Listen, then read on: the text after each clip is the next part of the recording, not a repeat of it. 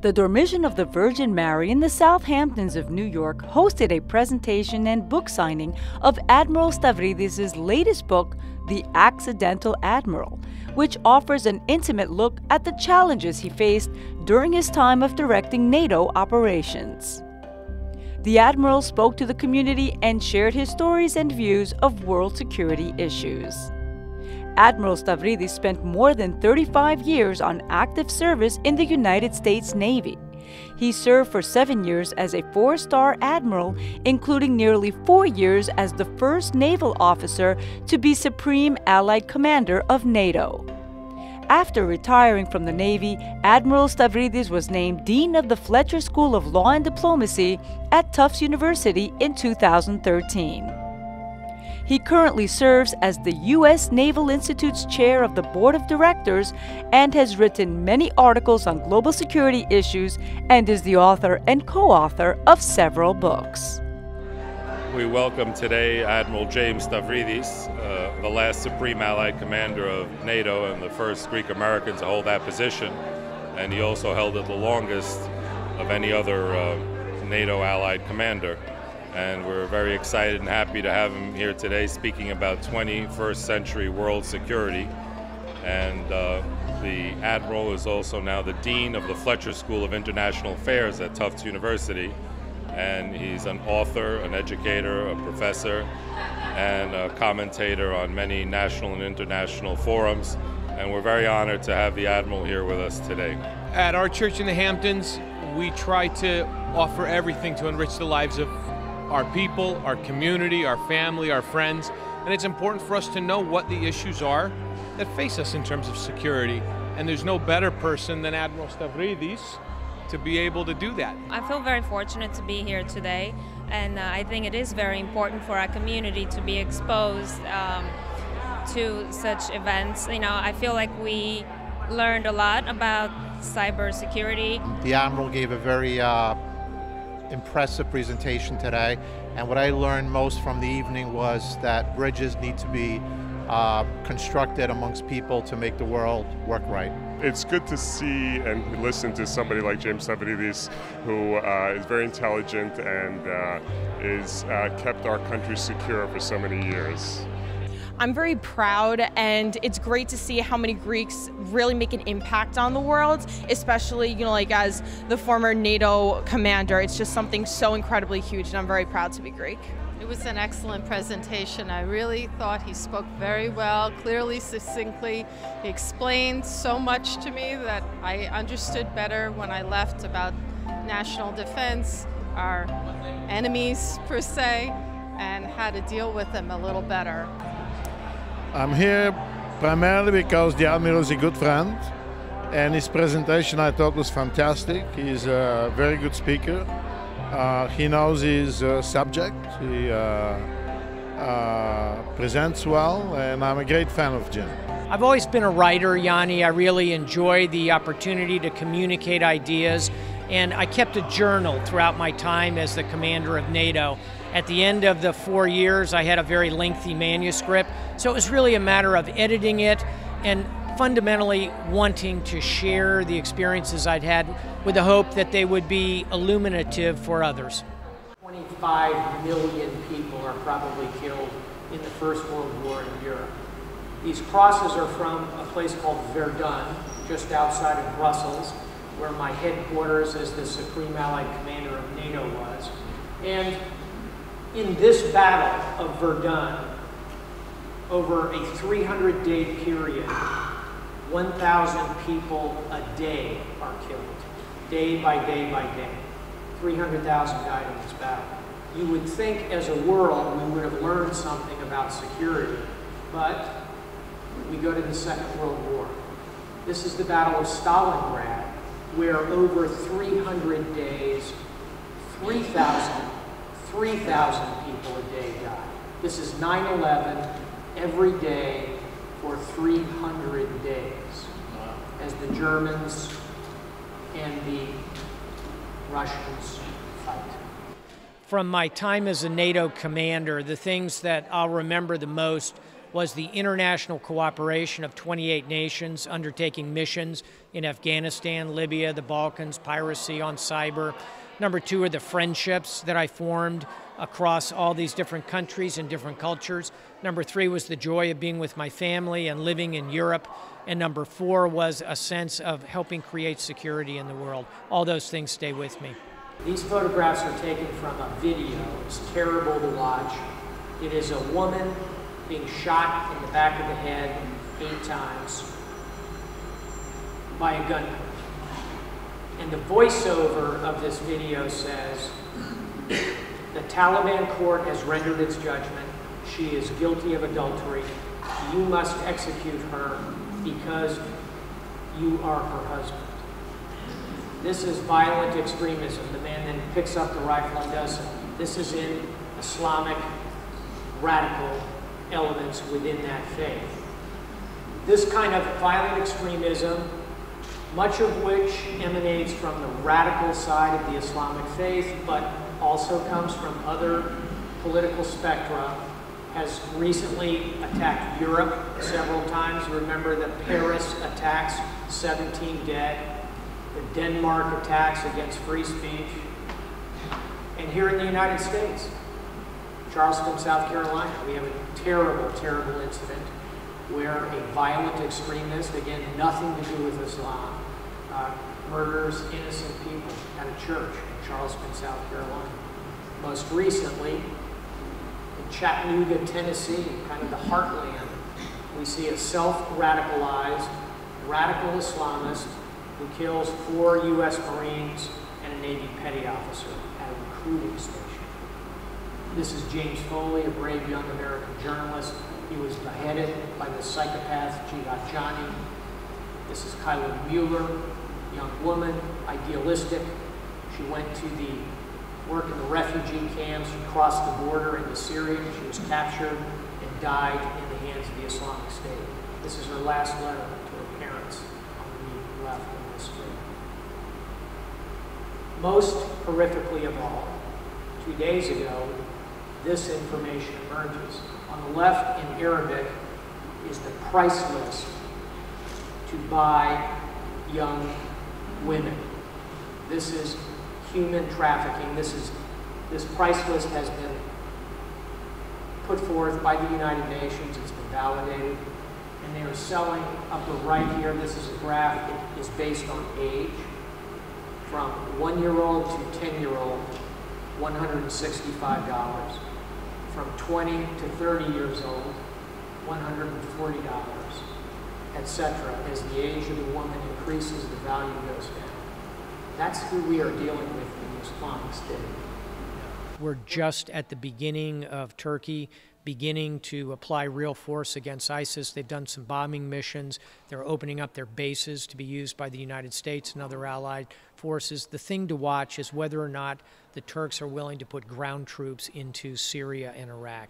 If they don't do that, they will not be able to significantly move the needle on this operation. So we need to watch and observe. We need to encourage more Turkish participation. I will continue to do that in a variety of venues. Worst of all, and most worrisome, they have a plan.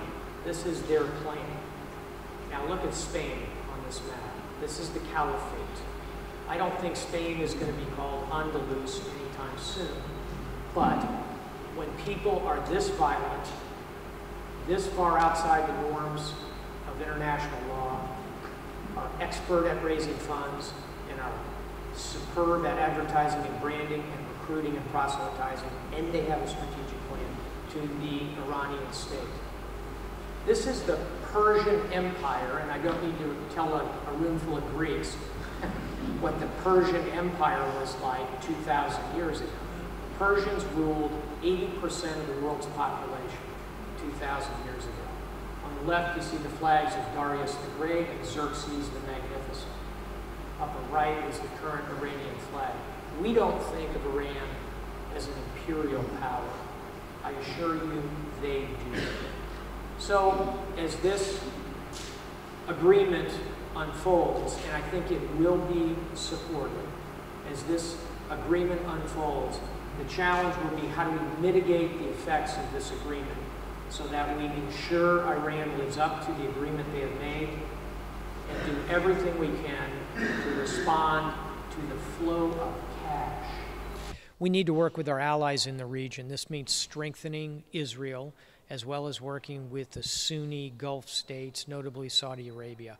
If we work very hard supporting our Sunni allies, we maintain strong support to Israel, I think we have a reasonable chance of containing and balancing an imperial Iran. It's going to be challenging, especially if this agreement goes through and Iran receives $100 to $150 billion in sanctioned funds. But I'll tell you, Iran is not the most dangerous country in the world. It's North Korea. North Korea already has nuclear weapons. They also have a young, untested, untried, medically challenged, highly unstable leader with a really bad haircut.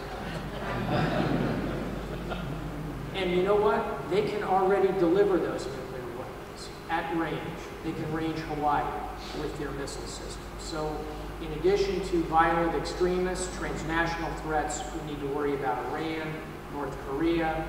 We need to worry about Syria and what's happening in that region of the world, where our own beloved Greece sits in the center of an extremely challenging neighborhood brought about by the events in Syria. And what does it look like today? Refugee flows, which are coming across the Mediterranean. This year, we will probably see 300,000 refugees across the Mediterranean Sea. It's an unprecedented level of flow into southern Europe, as we all know, a great many going to Greece. We also ought to be concerned about Ukraine and what's happening there. Now, this is a very sterile, simple-looking map of Ukraine. Here's what it actually looks like. It's a war following an invasion. Those are facts. We can have a debate about a number of different aspects of this, but the strategic terrain in this dialogue in Ukraine is not on that map. The strategic terrain is right here. It's understanding Vladimir Putin and finding a way to deter him, also to maintain connectivity. We can't afford to stumble backwards into a Cold War, because if we do, this is what it's going to look like. Hybrid warfare. This is using unmarked soldiers, cyber attacks, propaganda, social networks, insurgent techniques. This is a very dangerous mix. This is why the new chairman of the Joint Chiefs of the United States recently testified his #1 concern was Russia. The biggest change is actually Russian behavior. It's Russian aggressive behavior against Ukraine. First-time borders in Europe have been changed. We've got to focus on Russia and deterring further adventurism on the part of Vladimir Putin. #2 is cyber. The rise of cyber threats against the alliance is very profound. I'd say, as well as you mentioned, Yanni, the concerns and the threats from the south, which most directly impact Turkey and Greece, but also Italy, immigration coming across the Mediterranean, as well as the rise of terrorism. Those three things, Ukraine, cyber, and terrorism, I think are the three challenges for the alliance going forward. We also ought to pay attention to the flow of narcotics around the world. What crop is this? Poppies, thank you. This is Afghanistan, where 90% of the world's heroin and opium come from. I'm going to just kind of park the moral question. I don't personally worry about whether people want to use cocaine or heroin or marijuana. What I worry about is the money. It's the profit that comes out of this, which is used to fuel violent extremism and to undermine fragile democracies. And it happens here in the Americas as well with cocaine. This is a cocaine bust at sea. Cocaine, of course, comes from the Andean Ridge of South America. And this is actually a very hopeful picture. This is a high-tech U.S. Navy vessel capturing a drug run. The bad news is that the high-tech Navy vessel is the one on top. The one on the bottom, it looks like Batman's submarine. The one on the bottom was built by a drug cartel in the Colombian jungle. When we caught it, in Truth in Advertising, there's a Navy destroyer just outside of Philadelphia. But when we caught this thing, it was carrying 10 tons of cocaine. Street value, $150 million. We also have biological concerns. This is the Ebola virus.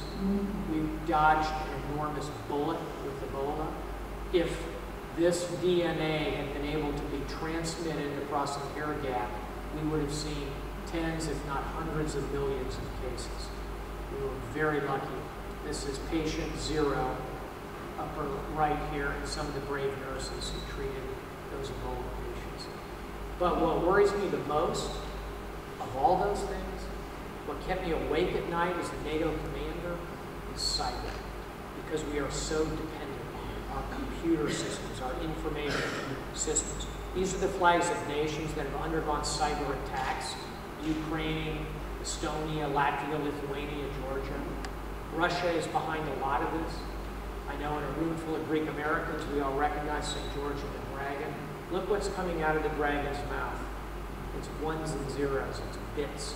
This is the cover of the Russian offensive cyber military unit.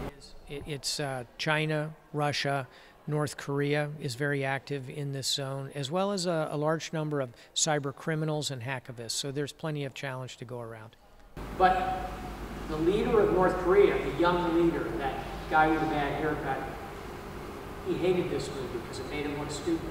So he unleashed his cyber dogs against Sony Pictures, who put this movie out. $300 million in kinetic damage, as well as untold business loss because a whole set of emails criticizing some of the big stars of Hollywood, including Angelina Jolie, emerged from Sony executives.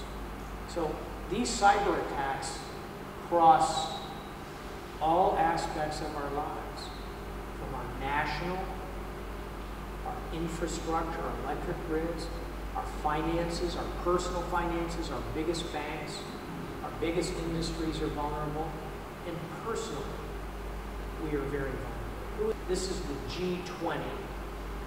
These are the 20 largest economies in the world. 19 heads turn when the President of the United States, whoever he or she is, speaks. That's political capital. Upper right, our economy continues to improve coming out of the 2008 recession. We still have challenge with deficit and debt, but our innovation, our hand of cards economically, I would take it well over almost any other nation in the world. Our military remains the envy of the world. Our demographics are good. We're a young nation. Immigration benefits us greatly. If we think of the waves of Greek, Italian, Portuguese, Spanish immigration that came from Europe, we adapted very well to that. Think of the waves of Asian immigration that came in the mid-20th century. Today we're seeing a lot of immigration coming from Latin America and the Caribbean, as well as Africa. I think the United States as a nation, its greatest gift is its ability to assimilate these new populations. I'm quite confident we'll continue to do that. In the last 10 years, between being Supreme Allied Commander of NATO and the Commander of Southern Command in the South, I visited almost 100 countries. I went to an embassy, a U.S. embassy in every country. In every country, read some novels, and for my Greek-American friends in the crowd, Gates of Fire by Stephen Pressfield. This is a classic novel. It is the novel upon which the film 300 is based, and it's the story of the 300 Spartans. So reading is part of connecting and building bridges. I think Greeks are fundamentally optimistic people. Secondly, I love life. I enjoy being alive every day. I enjoy cooking. I enjoy working out. I enjoy the wonderful physicality of being alive. Thirdly, I think Greeks are very clever. They try and look around a corner. They try and create the Trojan horse again. I try to think of intellectual ways to solve problems. And number four, I think Greeks love to connect with others. They're very gregarious and outgoing and friendly, and I think that's a big part of the culture. Those are the four things that really are the Greek part of me more than anything else. I think if we look at the ancient Greeks, that many of their cultural norms that were part of the military culture were those of self-sacrifice. The 300 Spartans at Thermopylae being perhaps the most well-known of these. Secondly was an egalitarian approach to military operations, treating everybody under your command as part of the team. Here I think of Themistocles and the Battle of Salamis. Thirdly, determination against overwhelming odds. If we look at the history of the Greek militaries facing the Persian Empire, was one of a very small country fighting back. So I think those are the three qualities that really ring true to me today from Greek military history. I think it would be a very challenging time for both Greece and for the idea of Euro-Atlantic cooperation if Greece were to fall out of the European Union, or worse, in my view, fall out of NATO. The idea of a Europe whole and free is fundamental to the post-World War II ideals that we've created. So we should all collectively work very hard to keep Greece in the Union. I think we're going to have an agreement toward the end of the month. I'm very hopeful. We ought to recognize the strategic value of having Greece inside the European Union, and the Europeans ought to recognize that and come to a reasonable compromise with Greece. Well, first and foremost, the rest of the European Union needs to operate as a union. That means supporting the frontline states in the challenges of immigration. That's Greece primarily. Also, Italy is overwhelmed, and I think Turkey is paying a fortune trying to support refugees in camps coming out of Syria. So the rest of the Europeans ought to be supporting them financially, as well as with humanitarian workers, as well as with the ability to support these populations over time with policies that ensure the borders of the alliance remain secure. I've talked a lot tonight about soft power, literacy training, hospital shifts, reading novels, taking time to listen, all of the things that help us build bridges. I would not want anyone to leave here tonight with the slightest shred of doubt about the ability of your military, the U.S. military, to conduct combat operations. I'd like to close with a vision statement of Wikipedia, which is terrific. The vision statement is a world in which every human being can freely share in the sum of all knowledge. A world in which every human being can freely share in the sum of all knowledge. My thesis is, by building bridges, by playing the long game with soft power, using hard power when we must, by collaboration, we can create the sum of all security. First and foremost, that we live in a global world, that isolationism and trying to come back to the United States and hide behind the walls of our nation won't work. You have to be international. Secondly, we need to encourage our government to work across the private sector so that we can harness the power of the private sector. Government does not have all the answers, far from it. At a minimum, government has to be in a position not to slow down the private sector. So having a government that encourages activism, innovation, I think is incredibly crucial. Thirdly, recognize as a young person today, you're going to change your career many times. Very few people are going to work for the same company for decades, as was the case of our parents. It's a much more mobile, changing world. And fourthly, master new technology. Be smart about information, about bio, about every aspect of this networked world we live in. If you don't keep up on that part of it, you will not succeed. So those are four things we try and imbue in our students. Well, right about now, you ought to say, okay, Admiral, that's quite a list of challenges. What do you think? What should we do about it? What are the opportunities to create better security? So I'll start with one that I believe in, which is an underrated aspect of creating security. And it's this. It's listening. Secondly, after we listen, we should do what presumably all of you are doing tonight. This is the Naval War College in Newport, Rhode Island. It's a place where the Navy sends its leaders, its mid-grade officers and senior enlisted to take a break, to take a break, to stop, to listen, to build intellectual capital. And convocations like this, where we come together in a group and we talk about big issues, are part of building security. I certainly would continue again on a career of service in the military. I loved it. If I had not done that, I may surprise you, I would have become a chef. I love to cook. I grew up around Greeks and cooking in a Greek kitchen. My Tia Pauline taught me how to cook early on. I continue to cook every single day.